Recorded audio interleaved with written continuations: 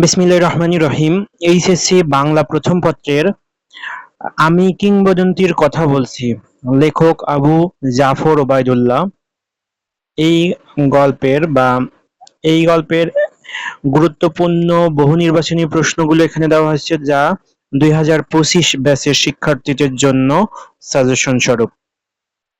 1 নম্বর প্রশ্ন, তার পিঠে রক্ত জবার মতো ক্ষত ছিল। এ চরণটি কার পিঠের ক্ষত নির্দেশ করেছে? কবির পূর্বপুরুষের। 2 নম্বর প্রশ্ন, আমি কিংবদন্তির কথা বলছি কবিতায় জননীর আশীর্বাদ কাকে দীর্ঘায়ু করবে? উত্তর ক নম্বর, যে গভীর পরিচর্যা করবে। আমার বক্তব্যে প্রথমে একটু ভুল হয়েছিল, আমি এখানে গল্প বলেছি, যদিও আমি কিংবদন্তির কথা বলছি এটি একটি কবিতা। 3 নম্বর প্রশ্ন, আমি কিংবদন্তির কথা বলছি কবিতায় ভালোবাসা দিলে মা মরে যায় চরণটির তাৎপর্য কি? দেশের জন্য সন্তানের মায়া ত্যাগ। 4 নম্বর প্রশ্ন, আমি কিংবদন্তির কথা বলছি কবিতায় বিচলিত স্নেহ বলতে কবি কি বুঝিয়েছেন?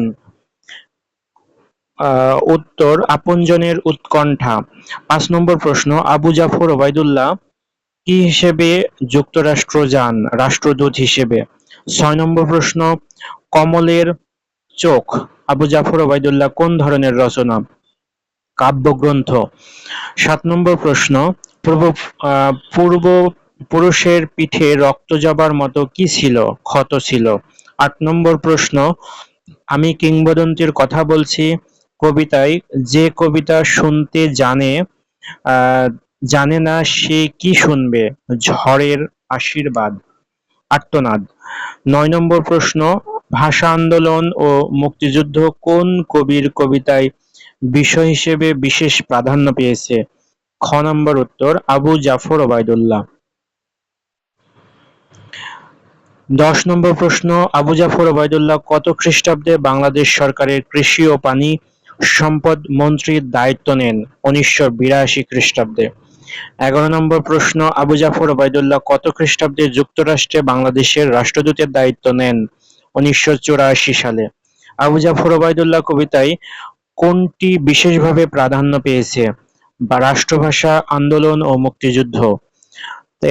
13 নম্বর প্রশ্ন, আবু জাফর ওবায়দুল্লাহ কাব্যগ্রন্থ কোনটি? সৃষ্টি ও সাহসী পুরুষের জন্য প্রার্থনা। 14 নম্বর প্রশ্ন, শাশ্বত শব্দের অর্থ কি?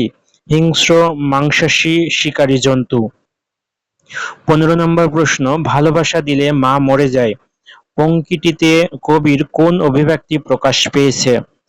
নান্দনিক। 16 নম্বর প্রশ্ন, স্বাধীনতা শব্দের সমর্থক শব্দ কোনটি? মুক্তি। 17 নম্বর প্রশ্ন, জিহ্বায় উচ্চারিত কোন শব্দকে কবি কবিতা বলে উল্লেখ করেছেন? মুক্ত।